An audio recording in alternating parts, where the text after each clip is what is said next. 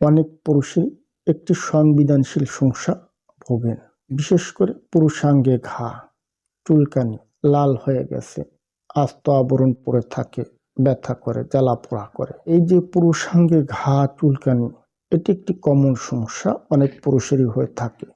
পুরুষাঙ্গে ঘা কেন হয়, এটি হলে করণীয় কিভাবে সমাধান করবেন, কখন চিকিৎসকের পরামর্শ নেবেন, এ সকল বিষয়ে কিছুটা তথ্য আপনাদের মাঝে শেয়ার করব ইনশাআল্লাহ।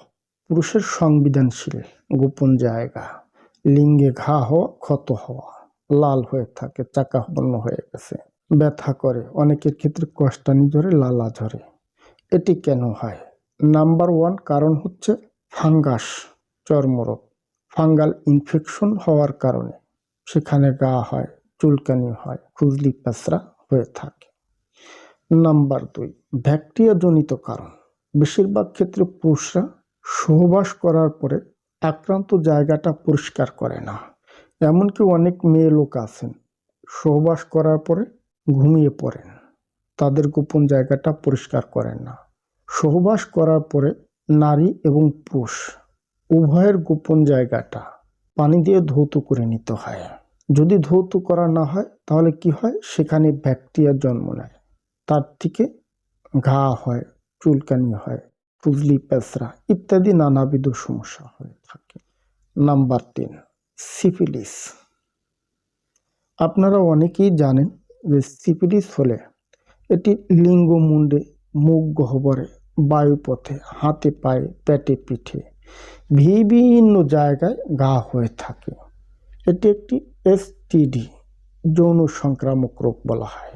নাম্বার 4 যৌন সংক্রামক রোগ, যেরকম herpes simplex virus.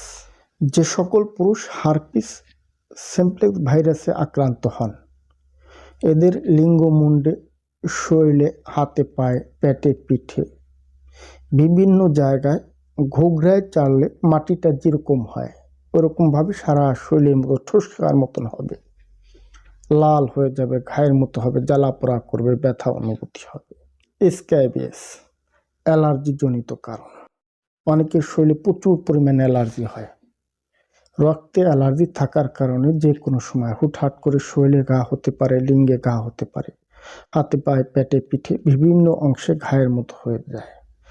Number 6 diabetes, অনিয়ন্ত্রিত থাকা। যাদের ডায়াবেটিস অনিয়ন্ত্রিত, এদের শুধু লিঙ্গমুণ্ডে না, হাতে পায়ে, পেটে পিঠে, নখে বিভিন্ন জায়গায় শরীরের বিভিন্ন অংশে ঘা হতে পারে।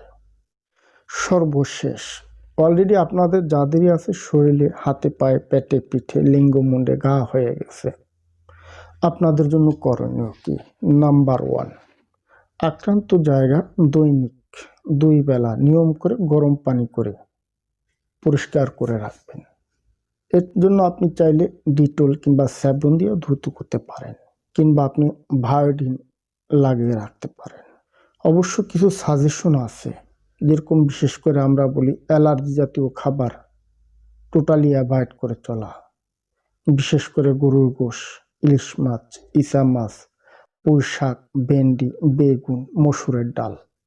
যে খাবারগুলি থেকে আমাদের শরীরে অ্যালার্জি হয়, অ্যালার্জির পরিমাণটা বাড়িয়ে দেয়, শরীরে চুলকানির পরিমাণটা বাড়ায়, ঘা হয়, ইনফেকশন হয়, এই খাবারগুলি টোটালি অ্যাভয়েড করে চলা। আপনি চাইলে প্রাথমিক লক্ষণ ভেদে কিছু অ্যান্টিফাঙ্গাল ট্যাবলেট, পারমিথিন সমৃদ্ধ ক্রিম এগুলা ব্যবহার করতে পারেন। অবশ্য সাজেশন থাকবে, যদি জটিল কোনো সমস্যা দেখতে পান নিকটস্থ একজন রেজিস্টার্ড চিকিৎসকের পরামর্শ নেবেন। ধন্যবাদ, ভালো থাকবেন সবাই।